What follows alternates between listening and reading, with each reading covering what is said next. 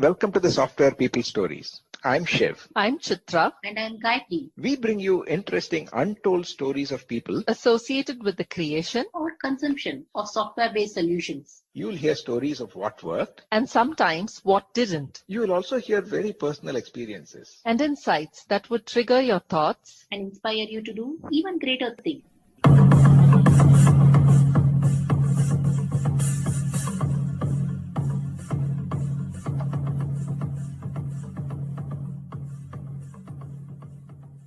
In this episode of Software People Stories, you will hear the journey of Jayashree Rajagopalan, who's an engineering lead in Amazon. She shares her journey starting from Trichy and moving and scaling the heights of music industry in Amazon Music and talking about her key mantras of doing one notch better on a daily basis and ensuring that you bring learning on a regular basis, not just at work, but also at home. Listen on. Welcome to Software People Stories, Jayashree. Thank you so much for making time today on a Sunday. Thanks a lot, Gayatri. It's been long pending activity for me. I know we've been trying to do this for a long time, but I'm very happy that we made time and we're able to get onto this today. I'm really excited to be part of this. Thank you so much. And let's get started in introducing yourself to our listeners. Yeah, so I'm Jayashree. Currently, I'm a senior manager software development in Amazon. I work for Amazon Music, so it's in the entertainment domain. Kind of 2 decades of experience, a little more than 2 decades of experience in the IT and tech industry. Seen a lot of transformations in the tech industry right from the time that I started and passed out of college to what it is right now. So happy to be in place where in the entertainment business, which is fast growing now in the streaming industry. So there's been a lot of learning in whole journey. So that's a very brief about me. Thank you so much, Jayashree. I know our technology industry is going through change as well as entertainment industry, right? It must have been exhilarating a journey. So looking forward to this, Jayashree. Yeah, me too, Gayatri. So can you start on where we all started, right? I know we both were in the same college. I want to understand where your passion for technology got started. I'm a native of Trichy, a small town in Tamil Nadu. So it's more of a temple town, people know. And most others recognize Trichy through NIT. So fortunately, both of us got to study in this great institution.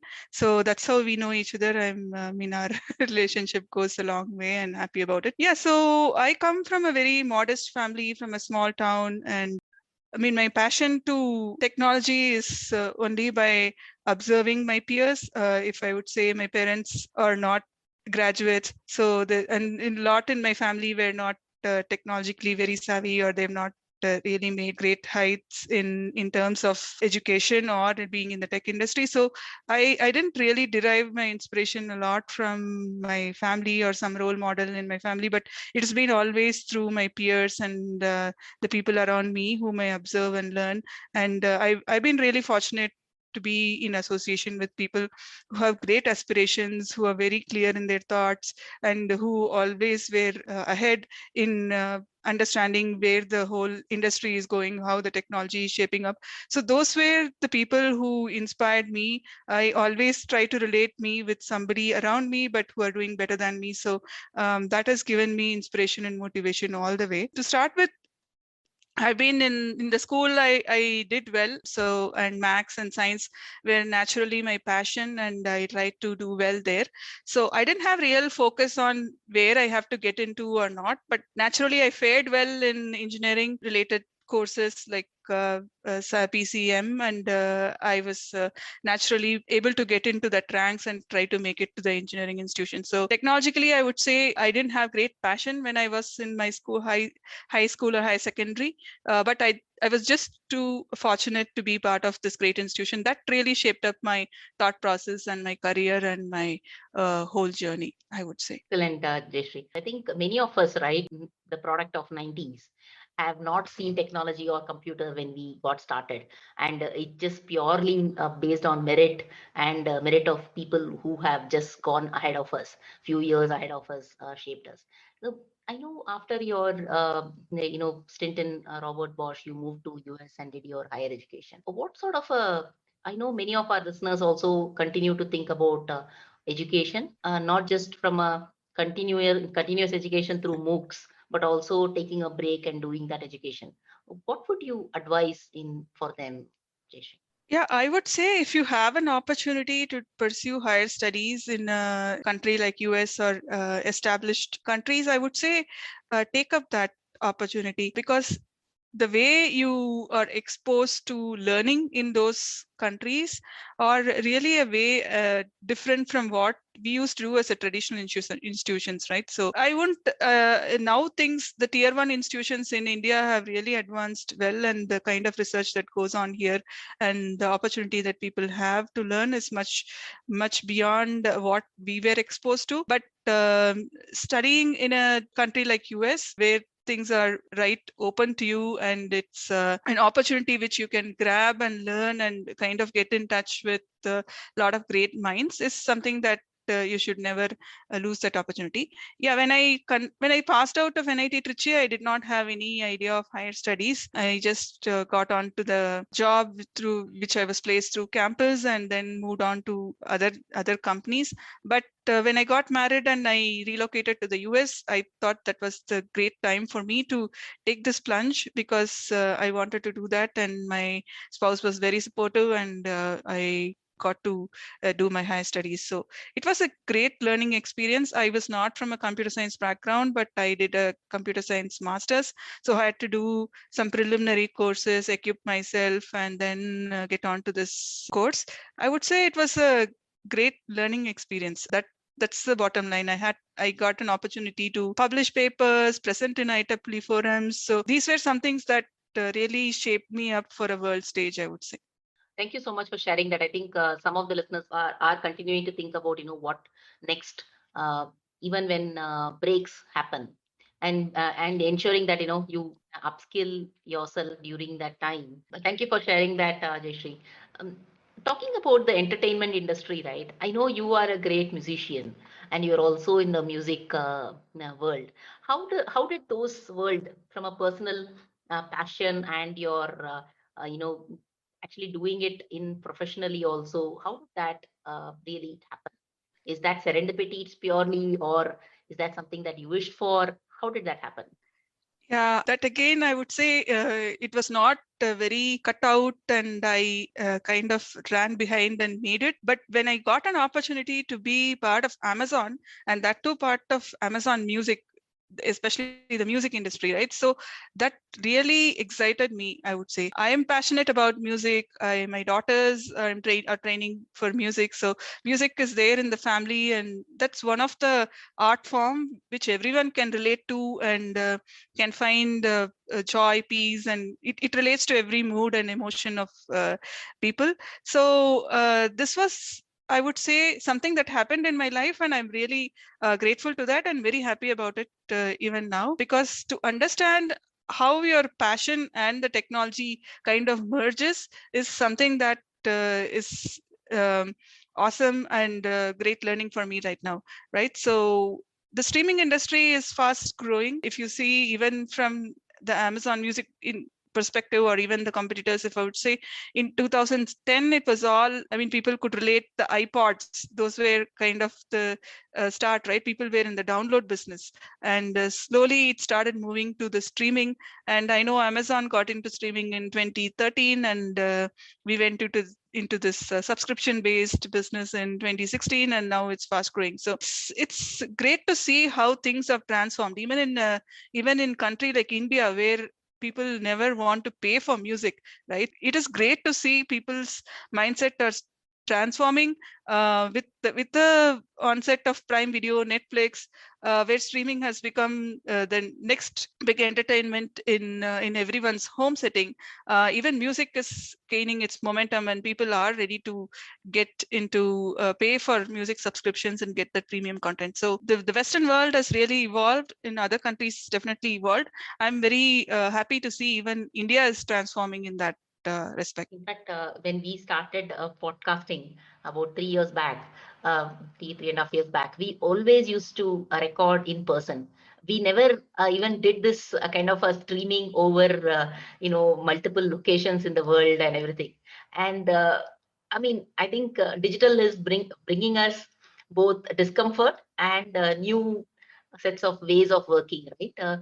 And that also translates to how we get our entertainment, get our fun, get our dreams, as well as get our education. Yeah, the COVID has made things possible, right? So which people thought was never possible. So there is always now an avenue for hybrid.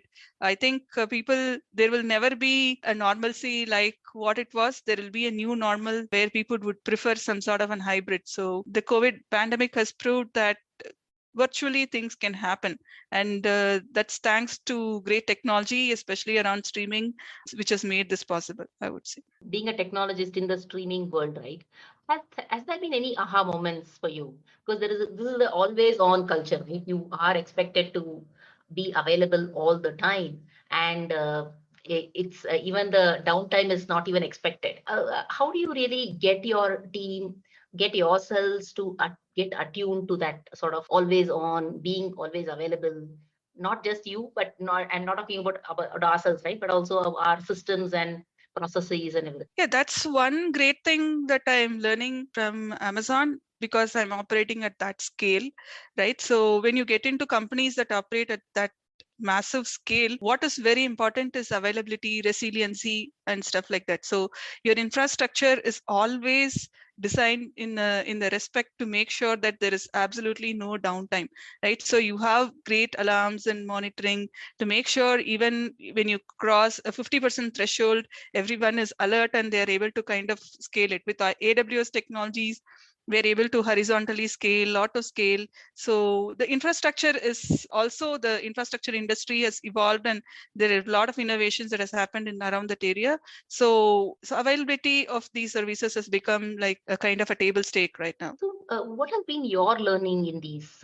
Has there been any challenges that you had to encounter before you say, okay, you got an aha moment? Oh, okay, now I know what to do about it. Has there been any such stories that you can share, Jayashree? Yeah, when I initially started my career with Amazon, so there was a SEV2 issue. So, I mean, a outage in the production.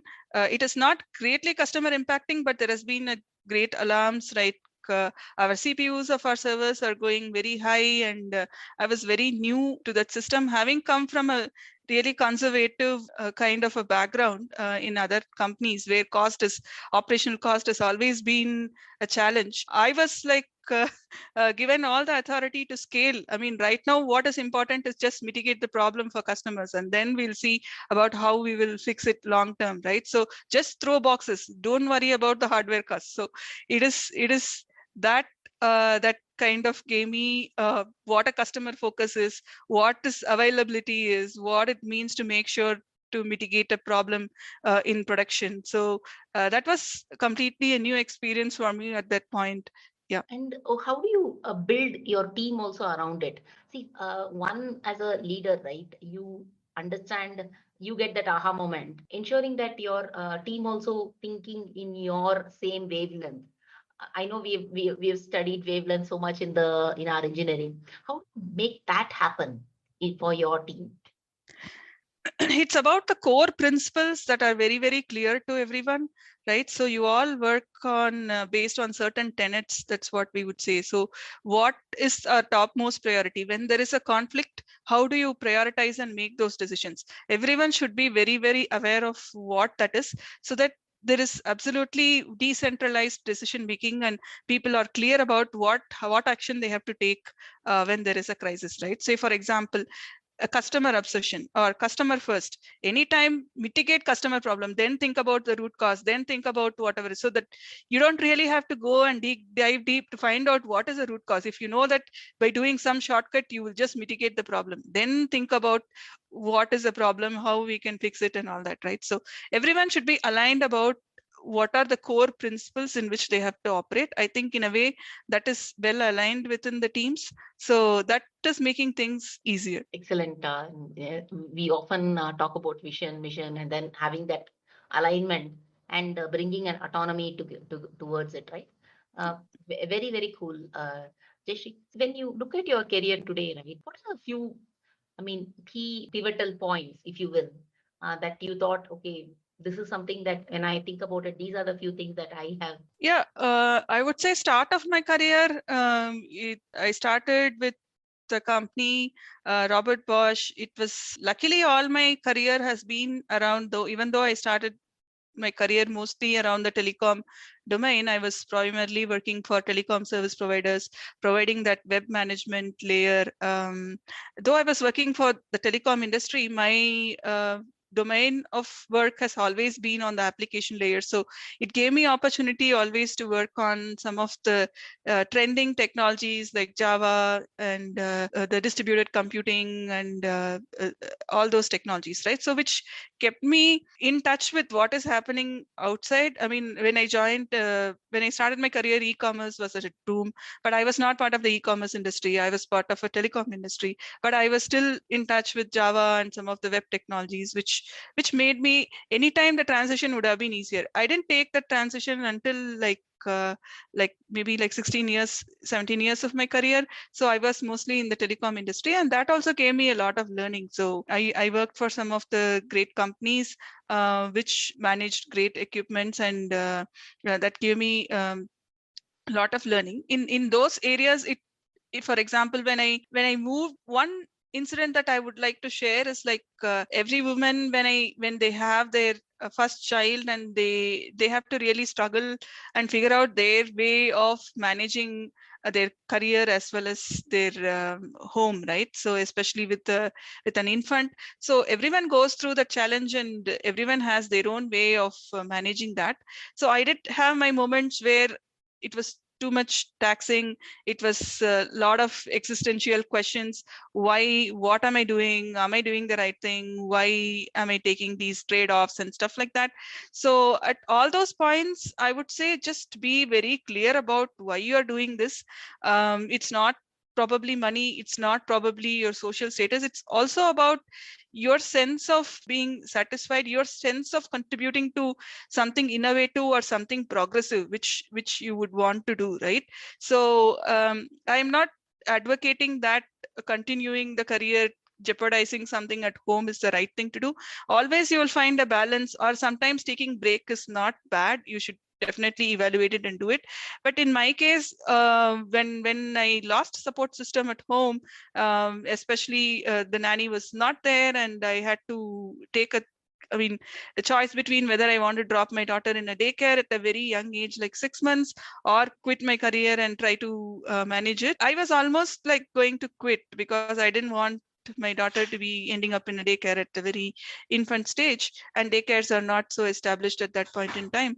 But luckily, bounce these ideas with people. My friend circle gave me an advice: explore, talk about options, just check out whether this is the right thing to do. And we were able to kind of figure out a way. My manager gave me kind of a shift where I could log in later in the evenings, and my husband was very supportive that he could come back from work and he could take on the childcare, and I could do my work. So that was, I would say, one of the great moments that really worked out for me. And I would say take it slow at some point in time if you have to. So there is no hurry. You have all your life to kind of achieve what you want in your career, but you have to focus on what is right at what time. So after that, I've been progressing in my career slowly as a tech lead, and then when I moved to when I moved to EMC Square, I was also given a position to lead a team and stuff like that.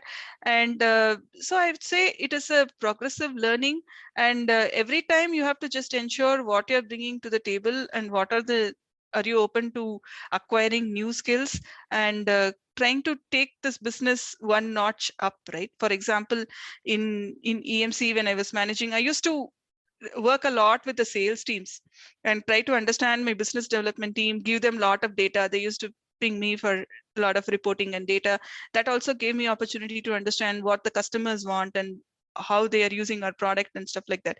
So that helped me build a lot of rapport with my customers, demo our products directly to them, and kind of create that visibility. And that really helped our business also to kind of grow in those areas, right? So there is always something that you would want to do, something that you have to bring to your table apart from what you're prescribed to do, I would say. So which is making you progressively growing. So that's important. And of course, Amazon was a great opportunity, one of the best opportunities I've got. And it is definitely a fast-paced environment. I would say a kind of a startup with a corporate, it is a corporate, right? So which has given me a lot of learning and a lot of progression to my career. Very nicely put, Jayashree. You said, the first point was actually starting at being a fresher, getting the guidance and being in the right technology.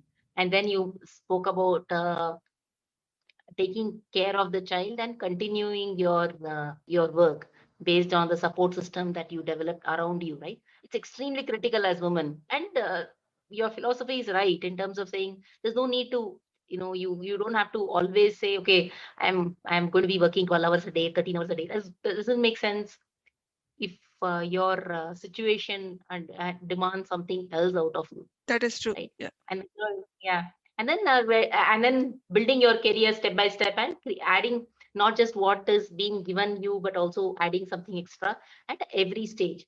Very well put, Jayashree. I love this. I'm loving this conversation. I have so many other questions to ask. Definitely, I'm loving too, Gayatri. You mentioned about Amazon being fast paced, right? And fast paced, and the two in a COVID environment. All of us are working really in a 10 by 10 room, and ensuring that everything around us also is functioning well. How, what type of advice will you give to your fellow journey people?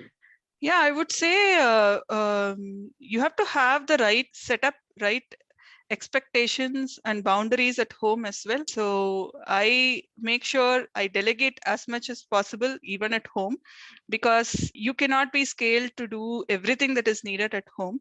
So my kids take care of most of their work. They don't really need me to take care of their work. And they are very clear about when to approach me, when not to approach me, and what things they can take care of and what things they really have to approach me and take my guidance, or at least my inputs are needed in certain aspects. So that I would say is very important. So make sure that you have set the right boundaries, right expectations, and you have also empowered people to do the right things, which is important, right? So that is critical.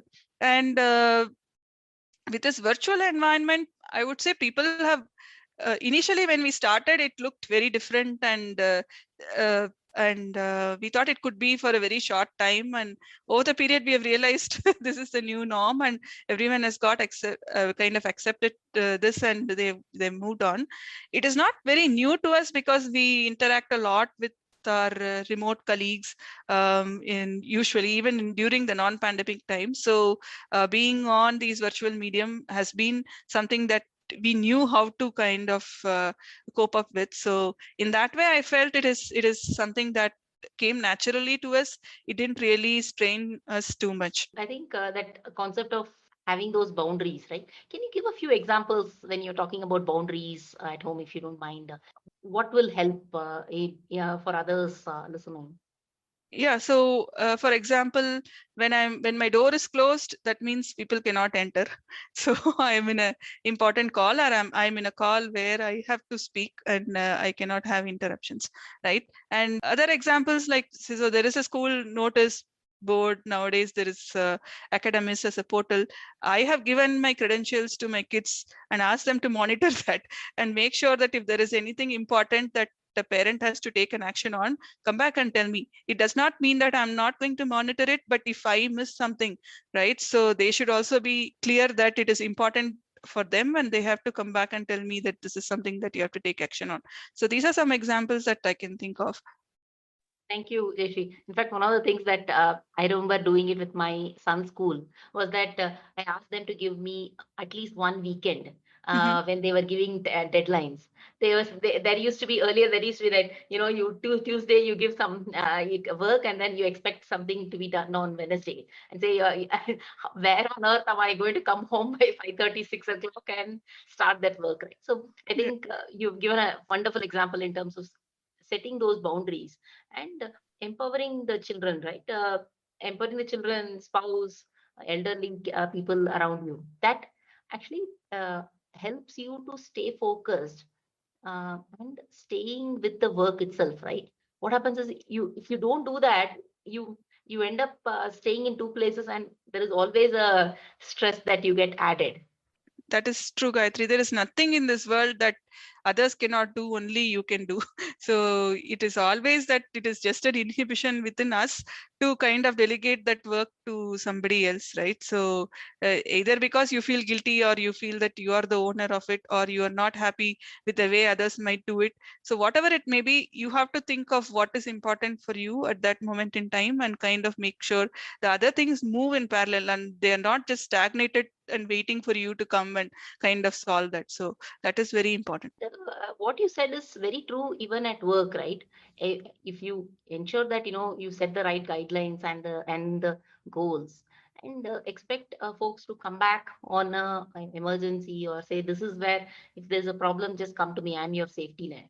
At the same time giving that guidelines helps to bring that high performing teams. Yeah, you have to audit as well. You should have a mechanism to audit. You have to empower people and have a mechanism to audit on a periodic basis on how people are doing.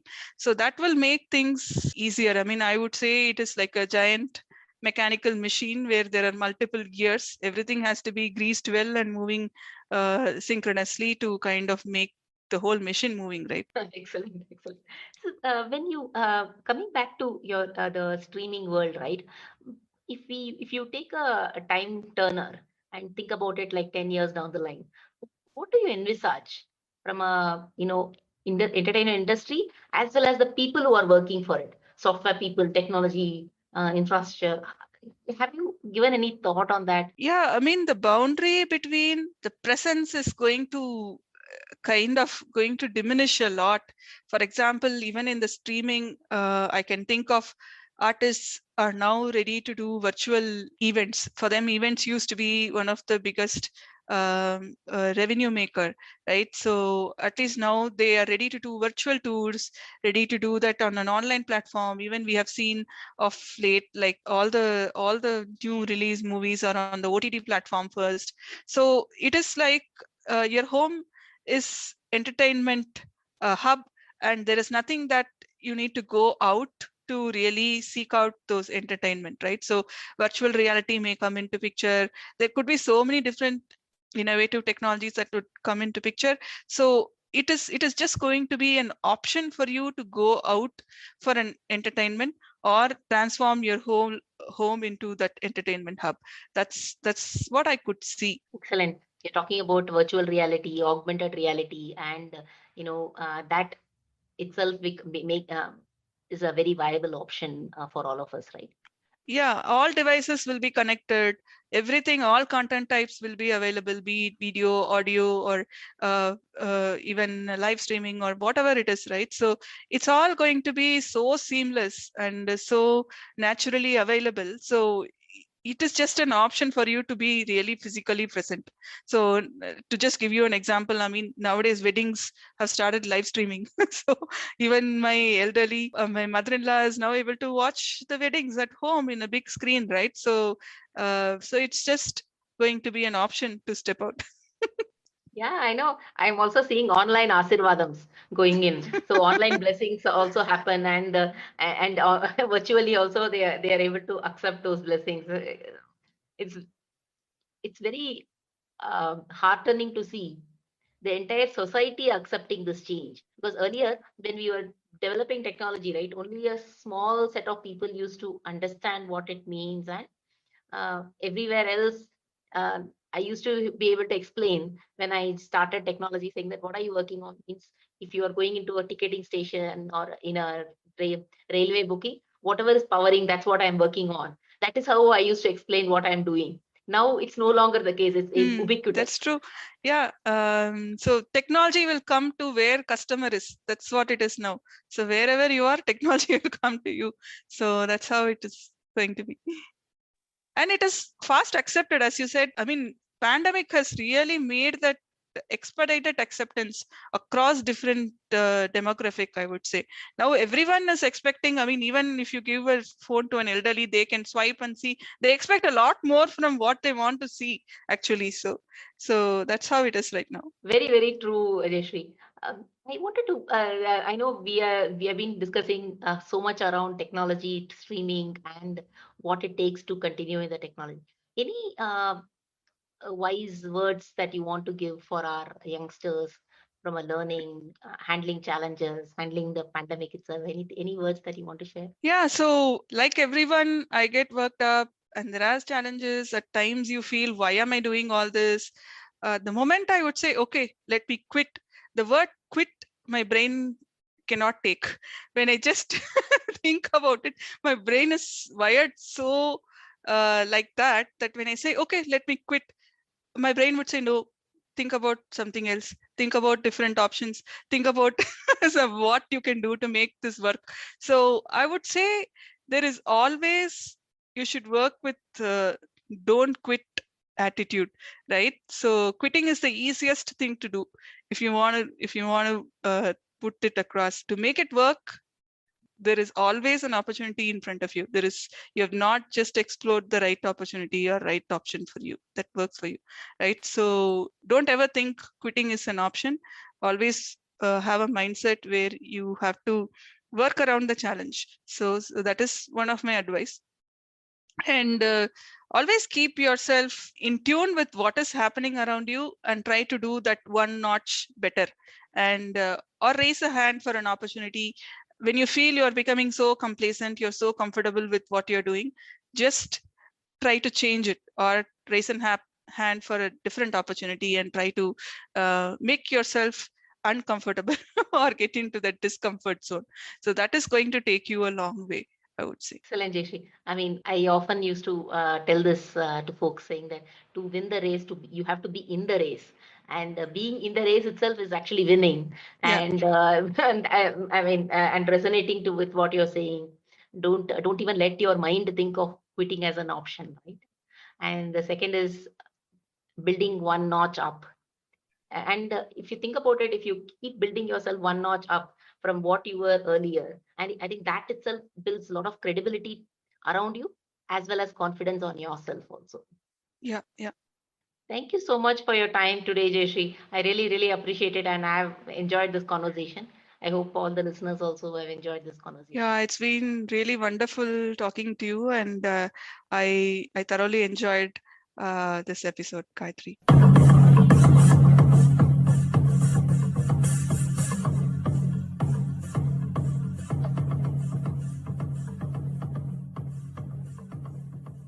We thank Siddharth for the music and Anita for promoting the Software People Stories. If you like this episode, Please subscribe on your favorite podcast client. And spread the word in your network.